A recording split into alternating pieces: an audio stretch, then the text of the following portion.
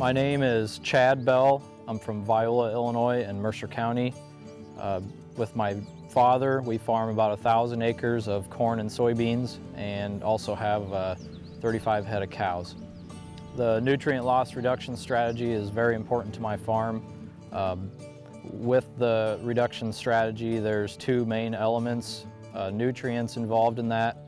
That is nitrogen and phosphorus. Both of those nutrients are susceptible to loss on our farm due to highly erodible land for phosphorus and also saturated ground for nitrogen. Other farmers should be concerned because this rule definitely does apply to them. Every farm in the state of Illinois falls under the jurisdiction of this voluntary rule, and so therefore all farmers like me included are subject to this rule. The motivation for cover crops on my farm is back in 2012 with an early harvest gave us a perfect opportunity to just try cover crops. I'd been reading and hearing about cover crops for about the last 2 years prior, and it really had my interest sparked. As far as deciding what to seed down for a cover crop, I just kind of poked and hoped for it, and worked out for me. On our farm, using cereal rye as a cover crop, by the time you buy the seed, pay for the application, whether you're planting it, broadcasting it, or having an aerial spread. Also included with that would be a burn down application in the spring to terminate the cover crop. All three of those costs included are about $40 an acre on my farm. Cover crops are definitely worth the time. On our farm, we have highly erodible land, which is susceptible to erosion and high rainfall events. And the use of cereal rye on our farm has virtually stopped the erosion due to the ground cover in the early springtime.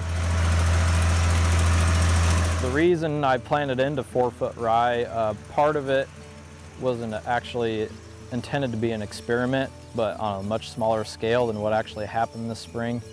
The 4-foot rye was about 2 foot back in April when I was considering spraying it. At the time, we were not ready to plant yet, and so therefore I let it grow to help dry the ground out and reduce the mat of residue on the ground. The rye being 4 foot, I was only intending on doing about 40 acres or so, similar to what I did last year, but it turned into about 140 acres. What would I've done differently? I definitely would have sprayed sooner this spring.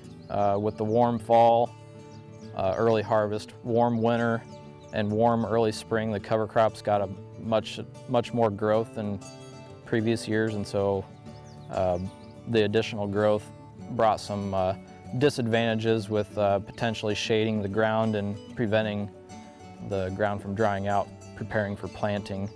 And so what have I learned? I'm gonna spray them earlier in the spring to try to terminate them before they get 2 foot or more. The plan is to just scout on a weekly basis, make sure we have crop coming up out of the ground through the residue. From the road, you can't visibly see if there's crop growing for roughly the next month probably. So getting out in the field once a week or so is critical to knowing that we have crop there. It's not going to slow me down, and it's not going to slow me from recommending others to try them that are interested. I'll just have a little bit more information to tell them what not to do versus just, here, do this. Conservation is definitely more important on our farm than in previous years because of, it seems like in the last 5 or 6 years we've had larger, more frequent, intense rain events in the spring.